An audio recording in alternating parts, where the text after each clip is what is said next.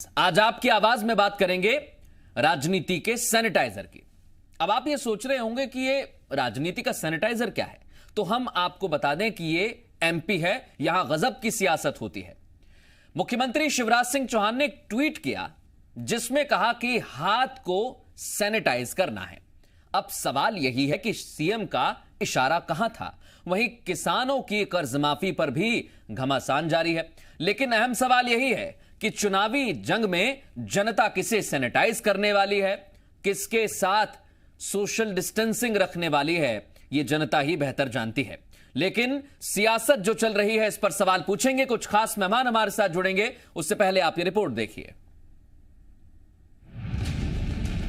Corona काल में लोग मास्क, सैनिटाइजर और सोशल डिस्टेंसिंग का बड़ा ध्यान रख रहे हैं।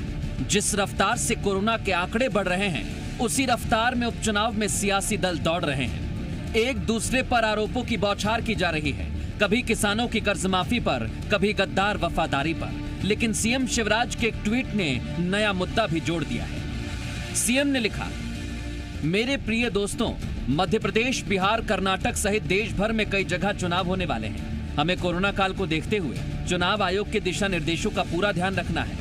हाथ पूरी तरह सैनिटाइज कर साफ कर देना है। ये ट्वीट सीधा कांग्रेस को निशाने पर लेता है, तो कांग्रेस ने भी ट्वीट का जवाब ट्वीट से दिया।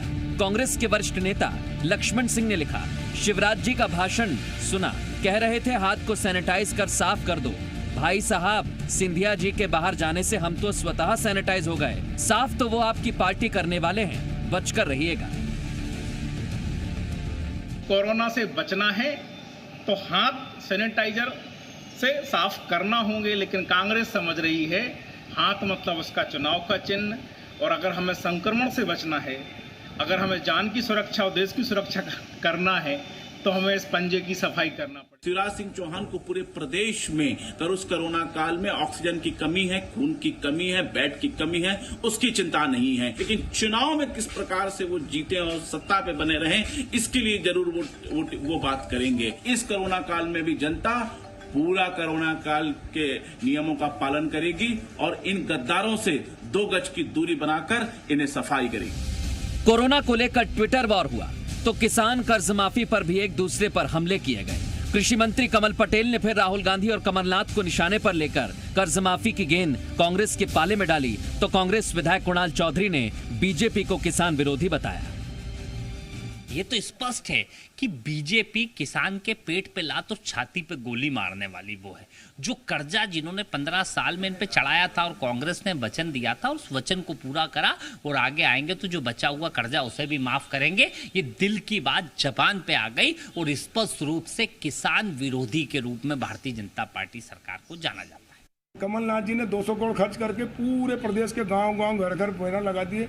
जो कहा सो किया, 2 लाख तक का कर्जा माफ किया जाता है। किया कहाँ हुआ? एक किसान बता दे कोई।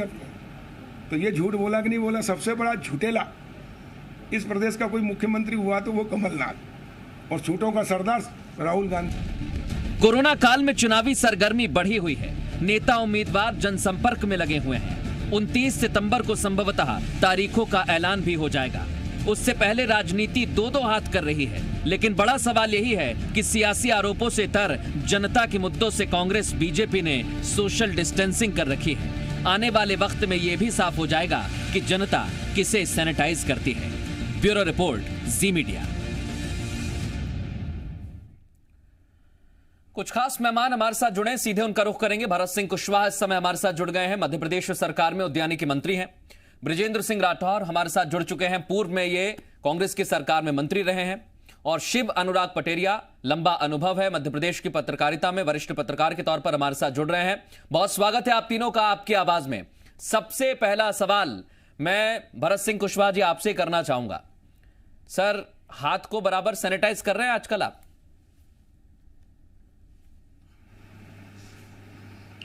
निश्चित रूप से। हेलो, कहिए भारत जी, सुन रहा हूं मैं। हेलो, सुन रहा हूं भारत जी, कहिए।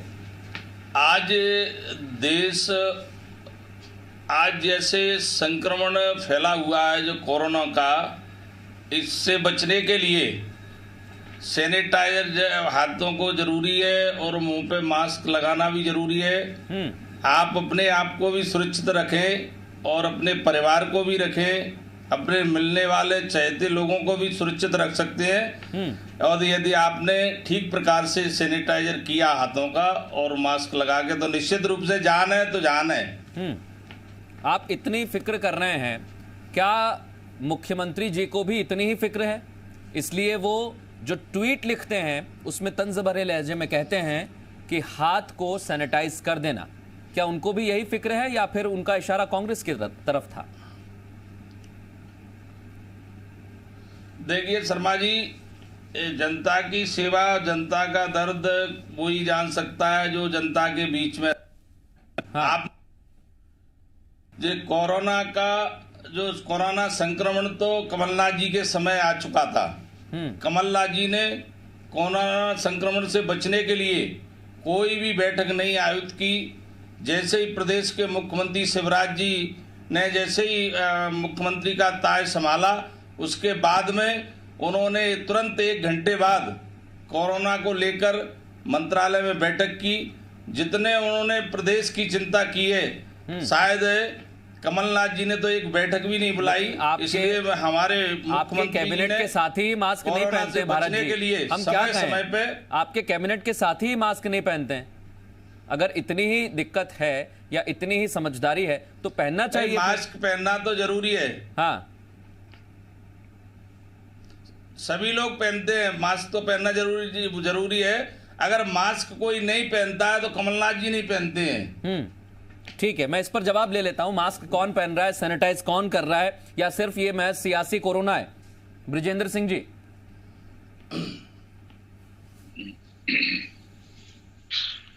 हाँ, देखिए, जिस तरीके से कोरोना की आड़ में जनता जनार्दन के सामने राजनीति पकाने का काम हो रहा है, ये किसी हालत में अच्छा नहीं।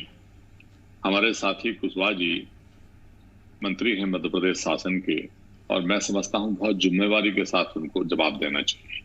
नंबर 1, उन्होंने कहा कि कमलनाथ जी ने कोई बैठक नहीं की और कोरोना तो उस वक्त आ चुका था। कोरोना आया नहीं था, देश में शुरू हुआ था, और जैसे ही सूचना मिली थी कमलनाथ जी ने पहली बैठक कर भी ली थी।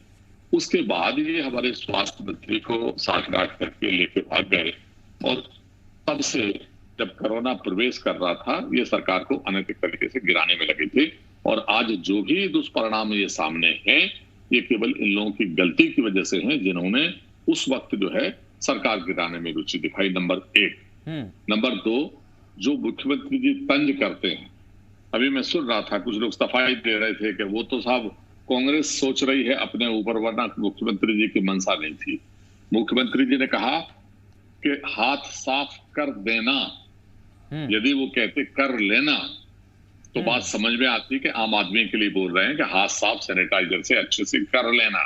लेकिन जब वो तंज भरे लहजे में कहते हैं कि हाथ साफ कर देना, इसका मतलब कि वो राजनीति की बात करते हैं। तो मैं आपको कहना चाहता हूं कि अब की बार ऐसे धोखेबाजों को जिन्होंने गद्दारी की है मध्य प्रदेश के उन विश्वासदारियों के साथ, जिन्होंने एक विचारधारा से जुड़ के अपने मत का प्रयोग किया था, जिन्होंने ठगने का काम किया है, इनका हाथ साफ अब की बार। मैं एक सवाल करना चाहता हूं ब्रजेंद्र जी, क्योंकि ये आरोप लगा रहे हैं भारत सिंह कुशवाहा कि कमलनाथ सरकार के दौरान कोरोना आ गया था लेकिन कोई फिक्र नहीं हुई। सर, फिक्र तो किसी को नहीं थी उस दौरान।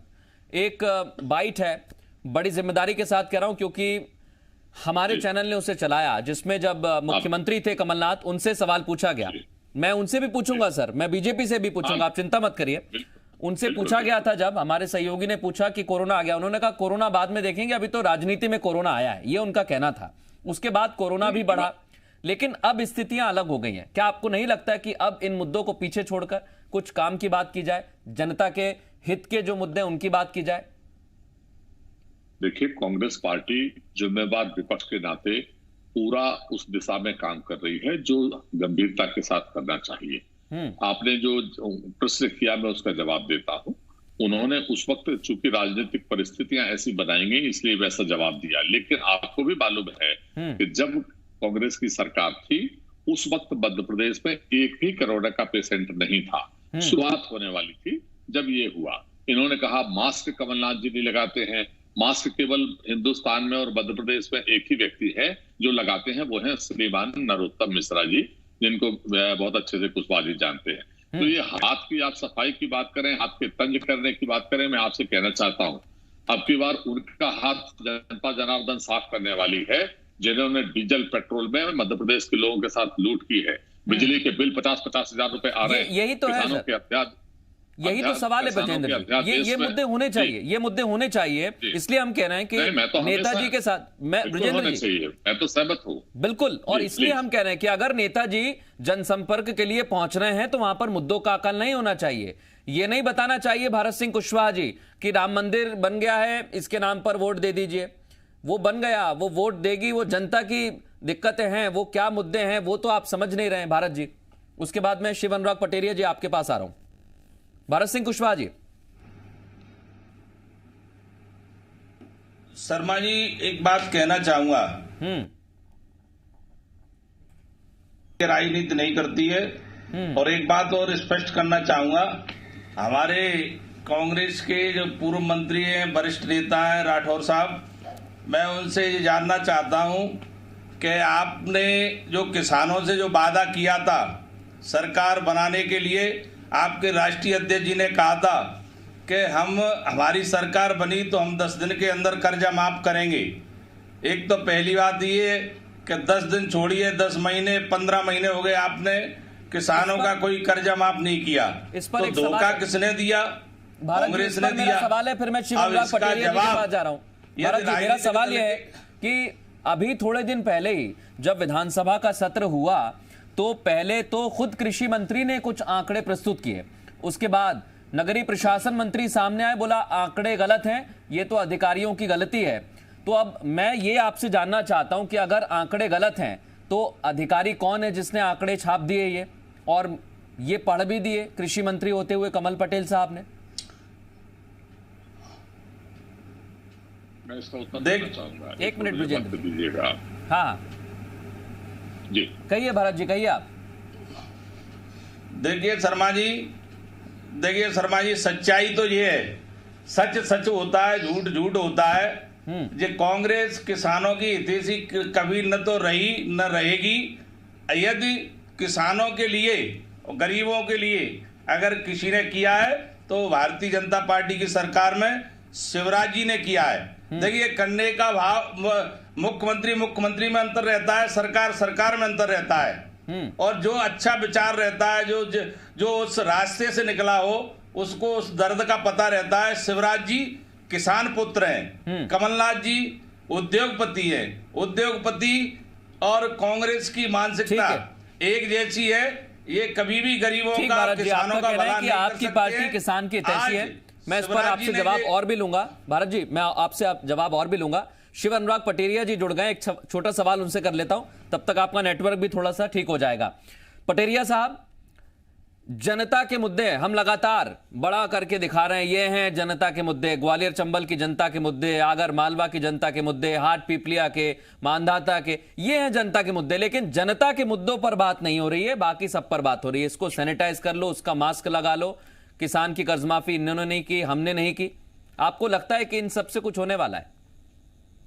देखिए मृदुल जी, एक बात बड़ी साफ है, चुनाव जैसे आते हैं तो जो वास्तव में बेसिक इश्यूज हैं, चाहे शिक्षा हो, स्वास्थ्य हो, लॉ एंड ऑर्डर हो, इन सब की बातें पीछे धकेल दी जाती हैं। अगर कोई मुद्दा आगे रहता है तो वो सेंटिमेंटल और इस तरह के इश्यूज रहते हैं जो अनर्गल होते हैं। मुझे लगता है लोगों को आज जरूरत है कोरोना से बचाव की, लोगों को जरूरत है कि जो स्कूल बंद हो गए, बच्चों की शिक्षा कैसे, लोगों की नौकरियां चलेंगी, लोगों की नौकरियों की बात होना चाहिए। ना भाजपा, ना कांग्रेस, ना कोई और दल इन मुद्दों पर बात करता हो नजर नहीं आता है। अगर किसी को नजर आता हो, ब्रजेंद्र जी को, भारत जी को, तो मुझे बताने का कष्ट करेंगे ताकि मैं जान पाऊं कि इन मुद्दों पर बात हो रही है।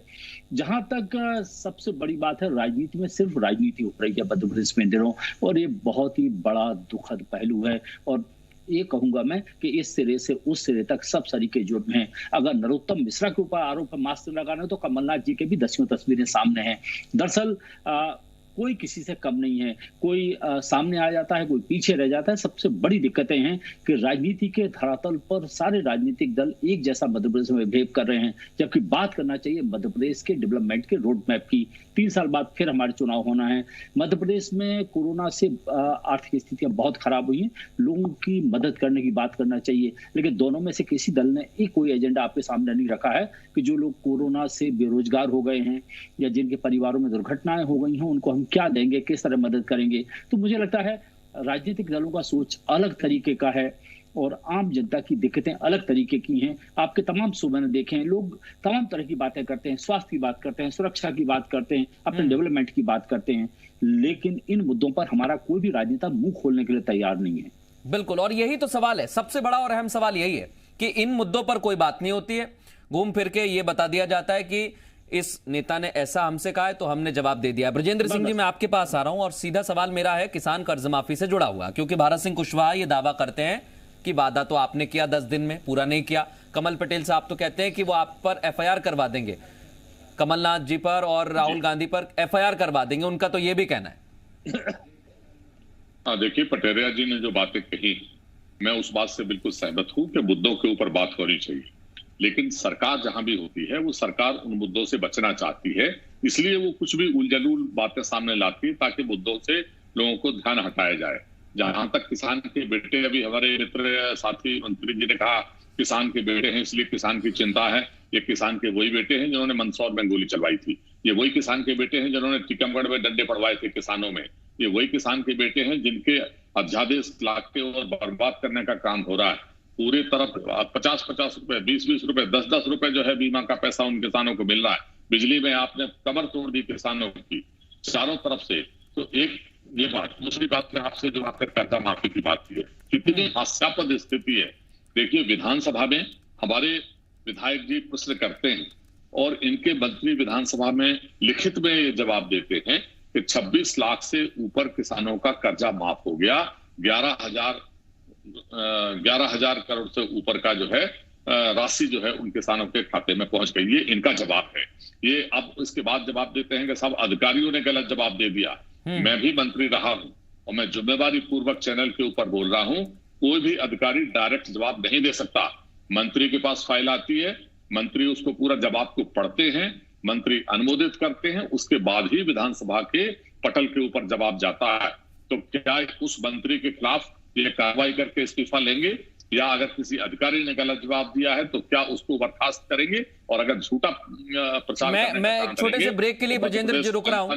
ब्रजेंद्र जी, मैं एक छोटे से ब्रेक के लिए रुक रहा हूं भारत जी से, इसके बाद ही मैं जवाब लूंगा। एक छोटा सा ब्रेक ले रहे हैं, इसी सवाल के साथ लौटेंगे कि कौन किस पर भारी है और किसके आरोप में कितना दम है। एक छोटा सा ब्रेक के बाद आपका स्वागत है। तमाम खास मेहमान हमारे साथ जुड़े हुए हैं। बात कर रहे हैं मध्य प्रदेश में गजब की जो सियासत चल रही है, तंज भरे लहजे में कहा जा रहा है, एक दूसरे पर आरोप लगाए जा रहे हैं, लेकिन वाकई क्या इससे जनता को कुछ लेना देना है? भारत जी, जनता को लेना देना है। किसान की अगर सबसे पहले मैं बात करूं, अगर कांग्रेस ने वादा किया कर्ज माफी का, उनका कहना था हमने 5 साल के लिए वादा पूरा किया, लेकिन बीच में आपने हमारी सरकार गिरा दी, इसलिए हम वादा पूरा नहीं कर पाए। अब मंत्री कमल पटेल कह रहे हैं कि हमने तो वादा पूरा नहीं किया, हमने तो वादा ही नहीं किया। शर्मा जी, मैं ये पूछना चाहूंगा कि जो वादा 10 दिन में कर्ज माफ करने का किया था, 10 दिन के बाद में 10 महीने हो गए, 15 महीने हो गए, उसके बाद में भी कर्जा माफ कांग्रेस की सरकार ने नहीं किया। इससे स्पष्ट होता है कि कांग्रेस ने किसानों को सिर्फ वोट बैंक के रूप में मैं भारत जी एक ही चीज पूछना चाह रहा हूं आपसे। आप कह रहे हैं, आपकी बात मैं मान लेता हूं, कांग्रेस ने 10 दिन में कर्जा माफ नहीं किया, लेकिन फिर आपने विधानसभा में क्यों लिखित में जो अधिकारियों ने आपको डेटा दिया, जो आंकड़े दिए वो बताए, फिर ये क्यों बताए गए? शर्मा जी, मैं ये कहना चाहूंगा कि कर्ज माफ की तो बात छोड़िए, इनने किसानों की जो फसल बीमा का जो प्रीमियर जो जमा करना था और किसानों को उसका लाभ मिलना था, ये तो प्रीमियर की राशि भी खा गए। नहीं, उनका कहना था फसल बीमा का भी पैसा, उनके हक का पैसा नहीं मिला। वो कह रहे हैं कि जब वो सरकार में आए तो पिछले प्रीमियम का पैसा भी उन्होंने दिया। ब्रजेंद्र जी, इस पर जवाब दीजिए।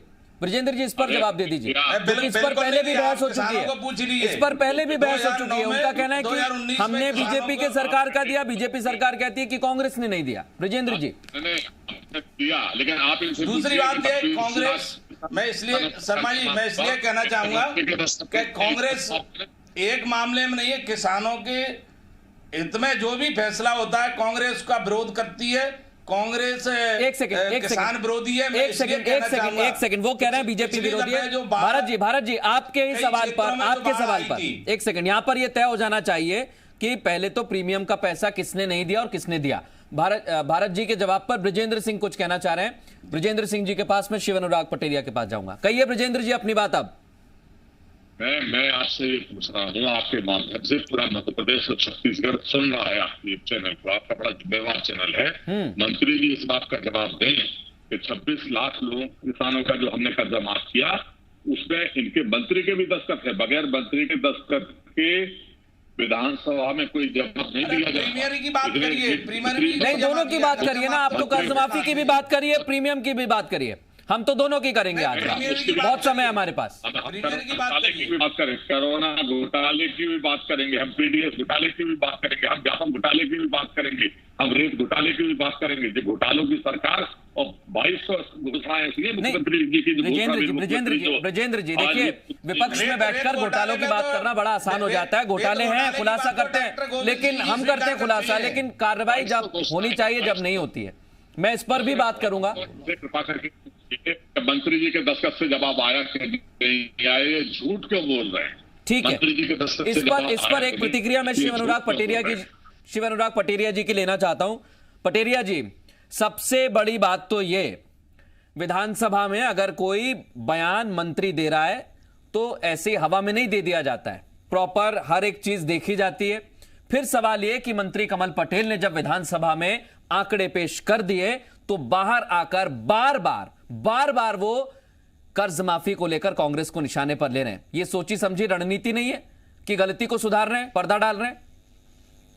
मृदुल जी, मैं इतिहास में आपको ले जाना चाहूंगा। जब कांग्रेस की सरकार थी तो दो बातों में जवाब आए थे जिनको लेकर खूब विरोध हुआ था। एक तो सिंहस्थ घोटाले को लेकर सरकार की तरफ से क्लीन चिट दे दी गई थी।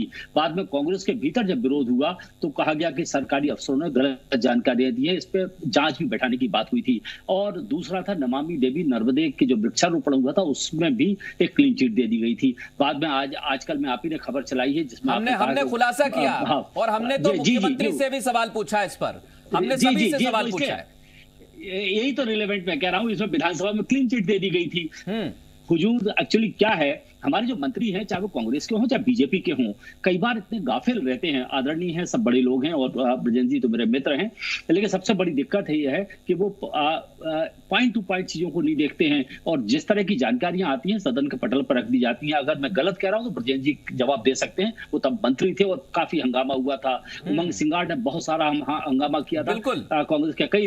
तो मुझे लगता है कि सारी चीजें सरकारों में चलती रहती हैं, गड़बड़ी कहीं पे भी हो, चाहे वो बीजेपी की सरकार की हो कांग्रेस की हो, उसको माफ नहीं किया जाना चाहिए क्योंकि जनधन का मामला है। मुझे लगता है इसमें सबसे बड़ी बात है सिलेक्टिव हमें नहीं होना पड़ेगा, हमें कुल मिला के ऑब्जेक्टिव रहना पड़ेगा, हमें तथ्यों के साथ चलना चाहिए। और मुझे लगता है कि जो चीजें हुई हैं उन पर निर्भीक विवेचन होना चाहिए, हमें भी बात करना चाहिए और आपको भी बात करना चाहिए। बिल्कुल, और हम बात कर भी रहे हैं, इसलिए मैं ब्रजेंद्र जी आपसे फिर पूछ रहा हूं क्योंकि मैंने थोड़ी देर पहले भी एक बात कही थी कि विपक्ष में रहकर घोटालों की बात करना आसान है, लेकिन इतिहास यह बताता है कि विधानसभा में बहुत सारे ऐसे घोटाले, जिस सिंहस्थ को बीजेपी ने भव्य और दिव्य बताया उसमें घोटाले की बात कही गई लेकिन फिर उसको नजरअंदाज कर दिया गया।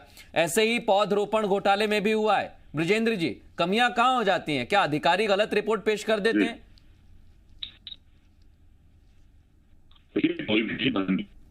उसकी जवाबदारी, नैतिक जवाबदारी है कि जो भी रिकॉर्ड पेश किया जाता है उसको वो देखे और उसके बाद वो दस्तखत करे। आज चूंकि किसानों का मामला है और आपका सब्जेक्ट भी वो है, इसलिए मैंने इस पर बात कही कि 26 लाख का कर्जा माफ था, वो पूरा माफ था। उसकी केवल विधानसभा के हिसाब से नहीं, हमने तो सीडी जारी की है, पेन ड्राइव में आप देख सकते हैं, जिसका नाम नंबर है, हमने किसानों की लिस्ट जारी की है। तो ये झूठ क्यों परोसा जा रहा? और जिस तरीके से नहीं सर, हमें तो पेन ड्राइव भी याद है और हमें तो वो तस्वीर भी याद है जब पोटली लेकर मंत्रियों के बंगले से निकला जा रहा था और विपक्ष के जो पूर्व मंत्री हैं उनके घर पर पोटली भेजी जा रही थी कि पढ़ लीजिए ये भाई खाता। भरत सिंह जी, आपको याद होगा। तो फिर गलती कहां पर है? कर्ज माफ हुई है, कर्ज माफी हुई है या नहीं हुई है? दो ही बातें हो सकती हैं। अब तो मध्य प्रदेश की जनता इनका हिसाब, हम तो इसलिए पूछ रहे हैं जनता किसे सैनिटाइज करेगी सुनने के बाद। भारत जी कहिए। शर्मा जी मुझे बोलने दीजिए। हाँ, मैं आपको पूरा टाइम दे रहा हूं। तो मैं ये पूछना चाहूंगा, आपके माध्यम से मैं ये पूछना चाह रहा हूं, हमारे राठौर साहब बैठे हैं, पहले तो फसल बीमा का जो पैसा था किसानों का, वो कांग्रेस ने कहा किसानों को दिया क्या? बिल्कुल नहीं दिया, प्रीमियम जमा भी नहीं किया।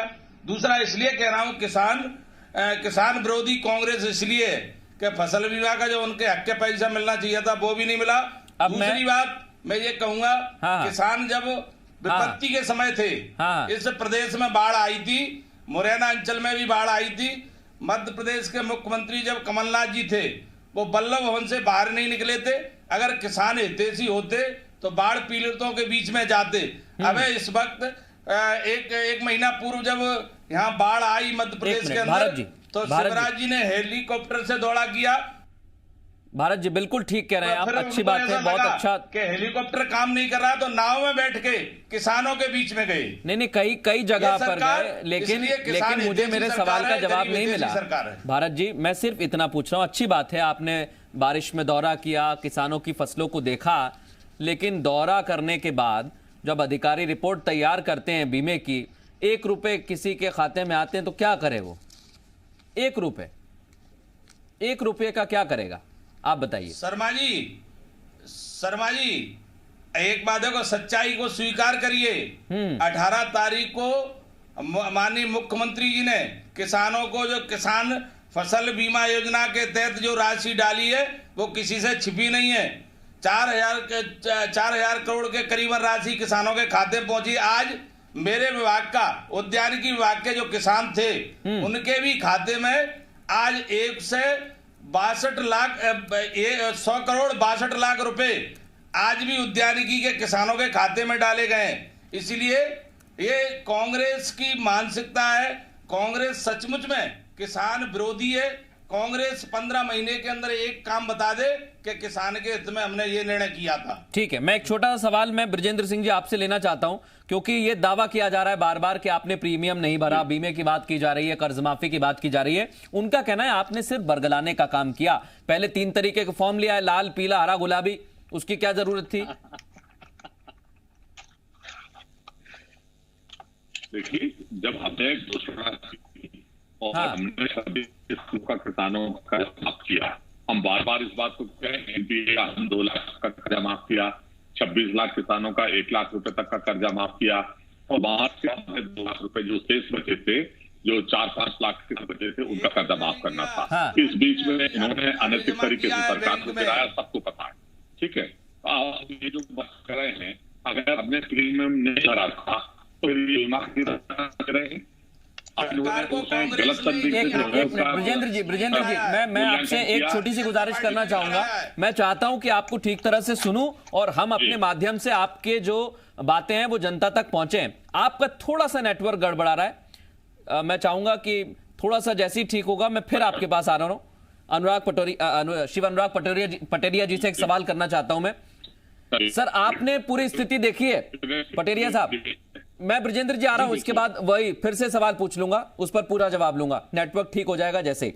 पटेरिया साहब, कर्ज माफी के दौरान जब वादा हुआ तब भी आप थे, हम भी थे, हमने देखा वादा हुआ, कांग्रेस की सरकार बन गई, वादे के मुताबिक तो कहा गया था कि तुरंत कर दिया जाएगा, लेकिन फिर 3 तरीके के फॉर्म आ गए, 5 तरीके की बातें आ गई। आपने सरकारी बैंक से लिया है तो मिलेगा, प्राइवेट से लिया है तो ऐसा हो जाएगा, सहकारी समिति से तो ऐसा हो जाएगा। ये जरूरतें जब आ गई उस पूरी प्रक्रिया में, तो किसान थोड़े से दिक्कत में भी आए, और यही मुद्दा था, यहीं से कर्ज माफी को लेकर पेंच फंसा जो अभी तक क्लियर नहीं हो पाया।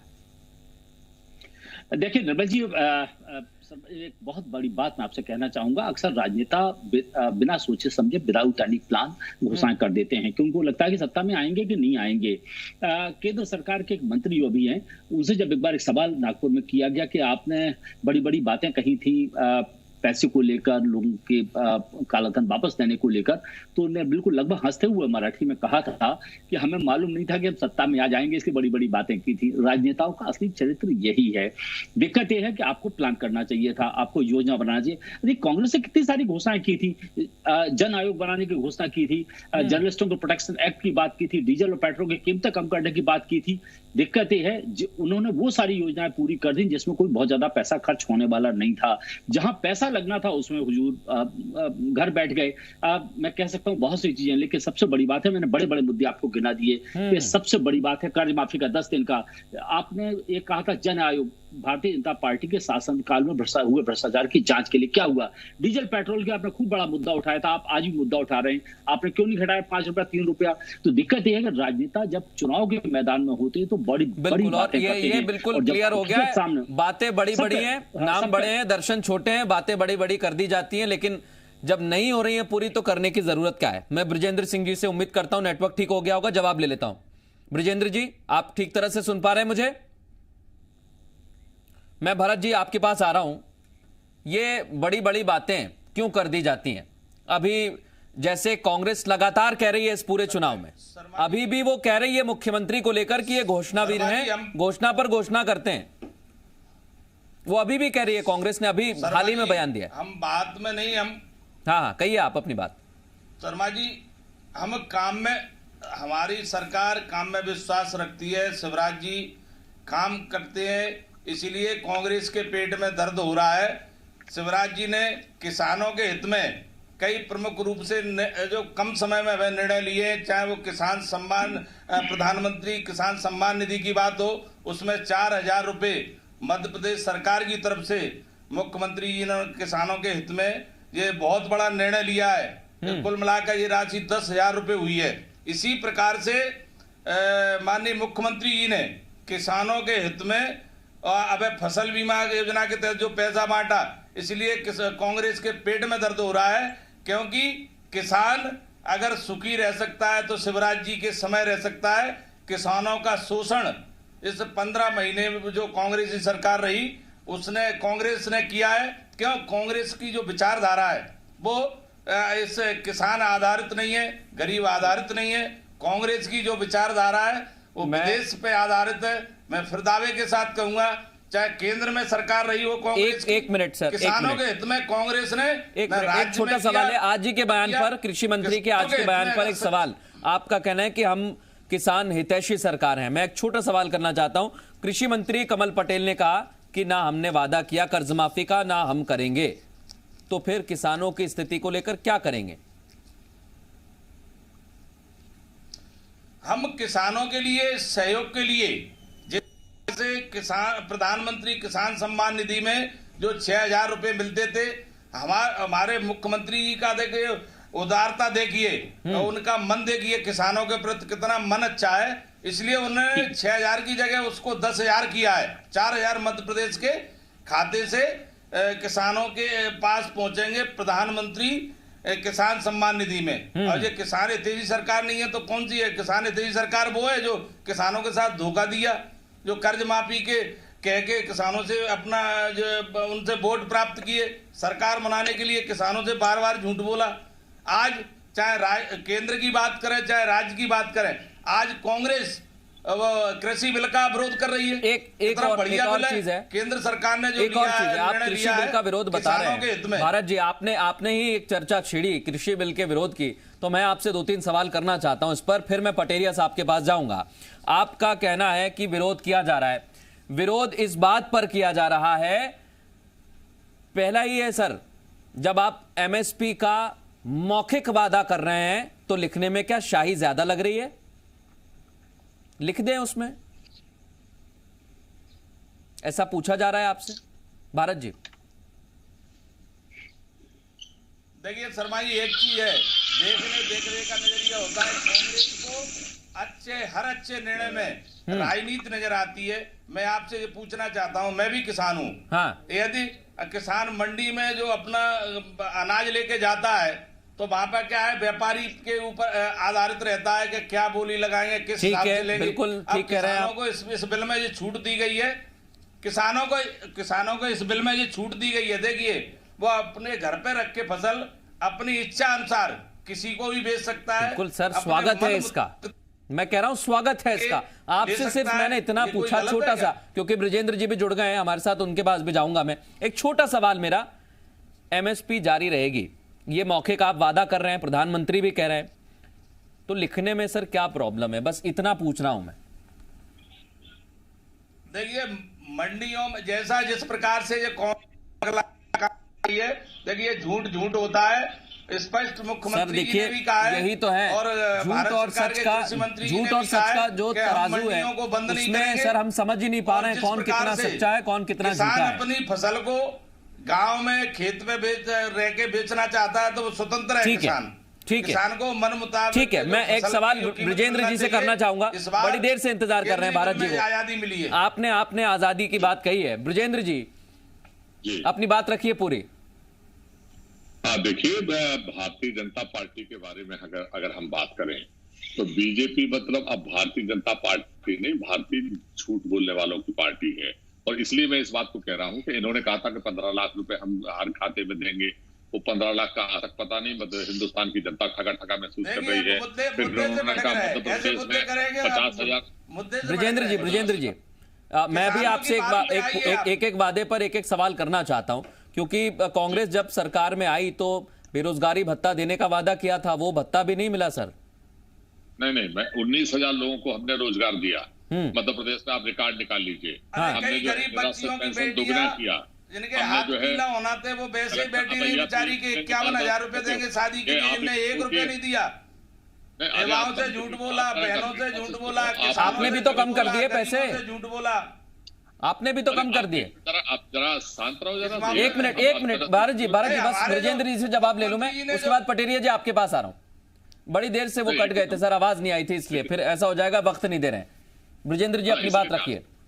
इसीलिए मैं आपसे कह रहा हूं, इन्होंने कहा था कि 50,000 रुपए तक का कर्जा हम माफ करेंगे मध्य प्रदेश में, वो भी ये बात भूल गए। 2 करोड़ नौकरी वाली भी भूल गए। आज आप हालात देखिए, व्यापारी बर्बाद हो गया, किसान बर्बाद हो गया, छोटा दुकानदार हो, चाय वाला हो, नाश्ते वाला हो, फेरी वाला हो, कंपनियों वाले में काम करने वाले हो, ढाबे चलाने वाले हो, कोई भी काम करने वाले, क्या गत हुई है हिंदुस्तान में और मध्य प्रदेश के लोगों की।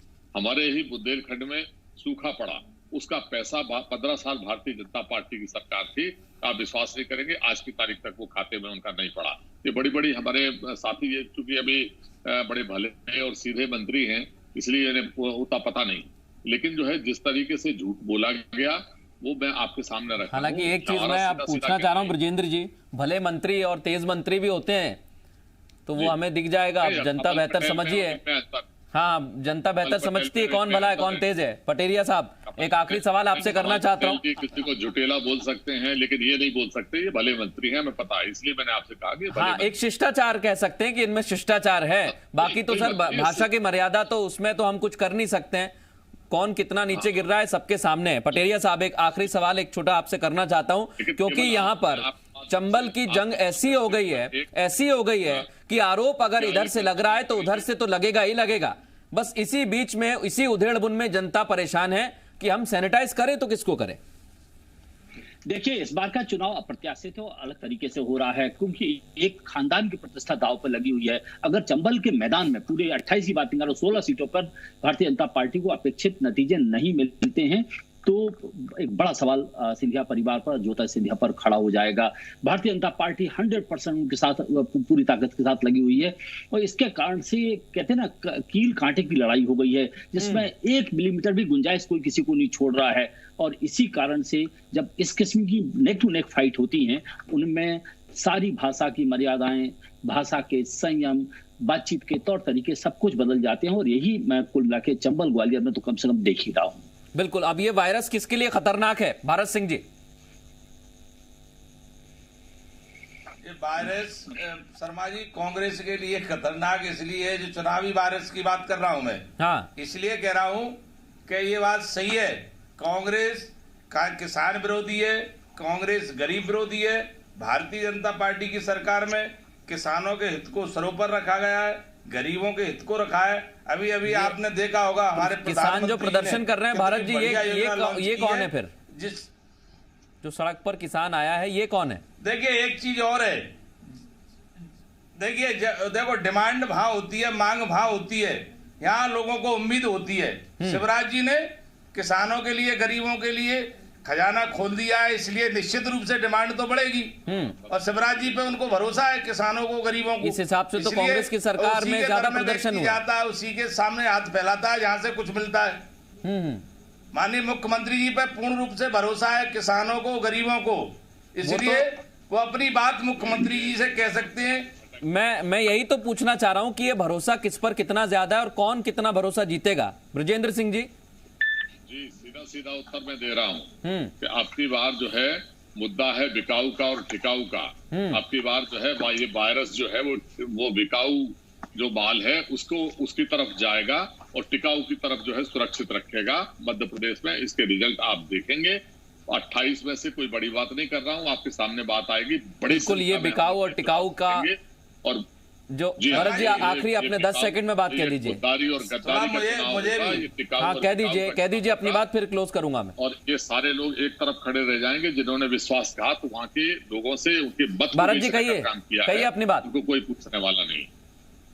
शर्मा जी, कांग्रेस की ग्वालियर चंबल में ये स्थिति है कि इनके पास खुद के प्रत्याशी नहीं है, पार्टी के पास कोई मतलब कोई प्रत्याशी किसके पास कौन के हैं ये तो सभी दिख रहा है, लेकिन सवाल यही है कि ये जो वायरस है ये किसको सैनिटाइज करेगा पूरी तरीके से, ये जनता के हाथ में है। और सैनिटाइजेशन की मशीन जो है इस बार वो भी थोड़ी सी अलग आपको नजर आएगी, क्योंकि उसमें बीप की आवाज आएगी और आपको बटन दबाना होगा।